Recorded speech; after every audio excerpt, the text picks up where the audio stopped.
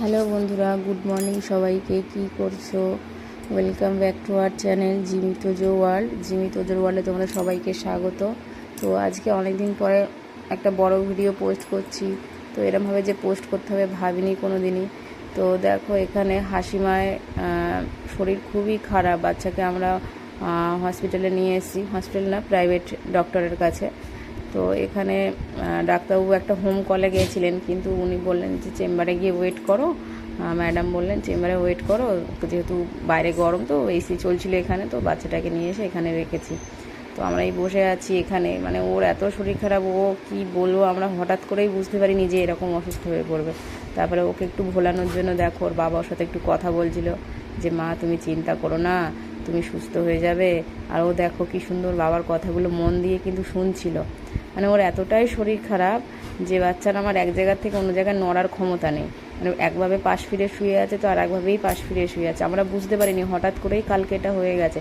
না আগের দিন রাতেও হঠাৎ করে না কেঁদে উঠেছে। আমরা ঘুমাচ্ছি, ও ঘুমিয়েছে, সবাই ঘুমিয়ে পড়েছি। হঠাৎ দেখছি 1টা-1:30টার দিকে কাঁদছে। আমরা একটা বাচ্চার মতন করে কে কাঁদছে? আমাদের তো ঘুম ভেঙে গেছে। দেখছি খাটের নিচে, ও তেমনি খাটের নিচে শোয়, মাঝে মাঝে খাটের উপরে সে শোয়। খাট নিচে শুয়ে দেখছি বাচ্চার মতো করে কাঁদছে। আবার আমরা ভালোবেসে ওকে বার ঠার করে নিয়ে এসে আদর করছি। কি হয়েছে মা, কি হয়েছে, কত করে ওর বাবা করলো। তারপরে সে অনেক কষ্ট করে কান্না থেমেছে। রাতে আমরা অতটা বুঝতে পারিনি, তাও ভাবছিলাম যে হ্যাঁ সকাল হলেই কিছু না কিছু করবো, আগে ডাক্তারের কাছে নিয়ে চলে যাব। তো যেমন কথা, সকালে উঠে আমি বলি আগে চলো, কোনো কাজ করবো না, আগে ওকে ডাক্তারের কাছে নিয়ে যাব। তো এই দেখো ডাক্তারবাবুকে দেখিয়ে, ডাক্তার এসে ওনাকে চেক করে ওকে, বাচ্চাকে বললো ওর পেটে খুব ব্যথা আছে।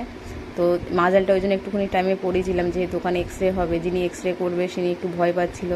যেহেতু ও বাইট করে না, খুব ভালো মেয়ে আমার, কিন্তু তবুও সে ভয় পাচ্ছিল। তা এবারে ওই ছেলেটা যে ছিল, ও হচ্ছে ওখানকারের মানে একটা স্টাফ, কিন্তু ব্যাপার হচ্ছে ও সেই সময় কাউকে অ্যালাউ করছিল না, একমাত্র ওর বাবাকে ছাড়া আর আমাকে ছাড়া ও কাউকেই ওর কাছে অ্যালাউ করছিল না।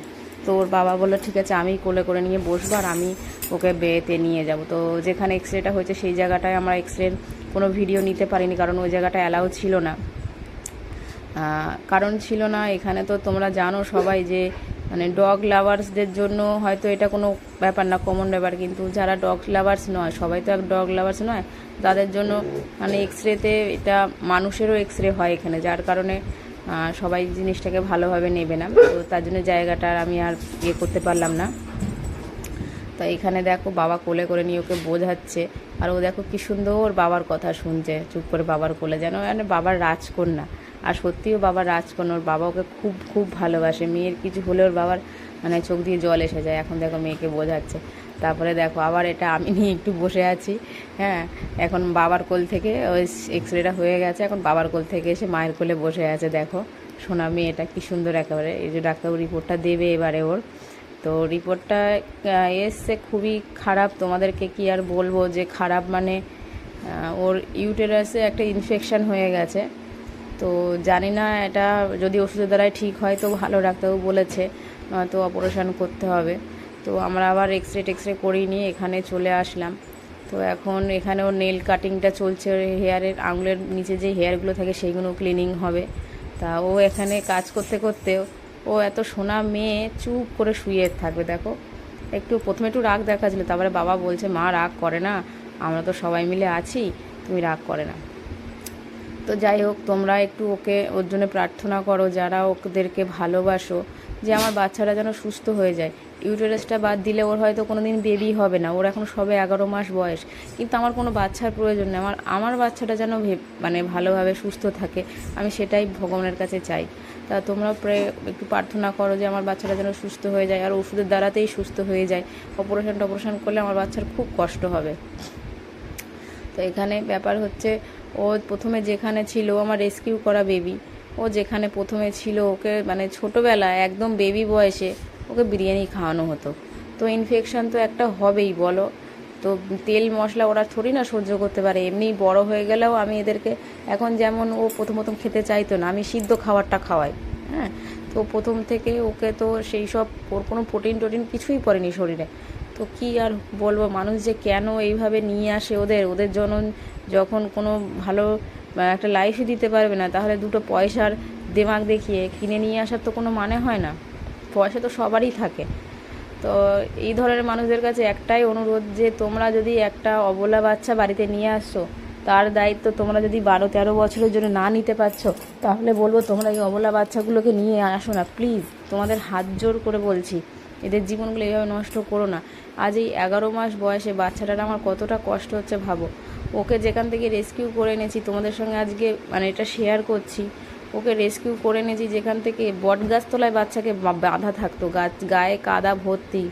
জ্যৈষ্ঠ মাসে কেমন গরম হয়, বৈশাখ জ্যৈষ্ঠ মাসে, সেই সময় ওকে ছাদে রাখা হতো।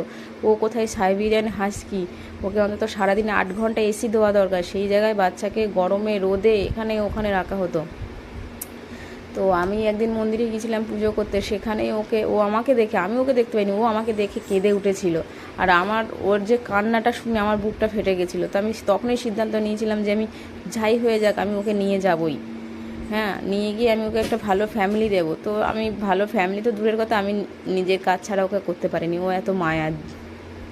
এই দেখো ওর বাবা ওর চোখটা ঢেকে দিচ্ছে, ও একটু মাঝে মাঝে রাগ দেখাচ্ছে, তা বলছে মা তুমি ঘুমিয়ে পড়ো, হ্যাঁ তুমি অজ্ঞান হয়ে যাও, তোমার নখটা কেটে দিচ্ছে ওরা। তা তোমাদের দুঃখটা এইখানে দেখো। আমার আরেকটা বিছু চিল্লে উঠলো, তো সেটা হচ্ছে আমি ভয়েস রেকর্ডিং দিচ্ছি, এটা পরে। তা এখানে দেখো ওর বাবা চোখটা ঢেকে দিল, মা তুমি ঘুমিয়ে পড়ো সোনা মেয়ে আমার।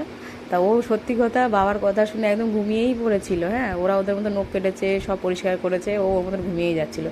তারপরে বাচ্চার এত শরীরটা খারাপ, মানে ঘুমানোর কারণ হচ্ছে এখানে দেখো আমি উঠিয়ে ওকে শুধু প্যাম্পার্সটা পরিয়েছি, ও আর টাল সামলাতে পারিনি। বাবা ওখানে বসে কথা বলছিল, ওর বাবার কোলেই ঢুক করে শুয়ে পড়লো।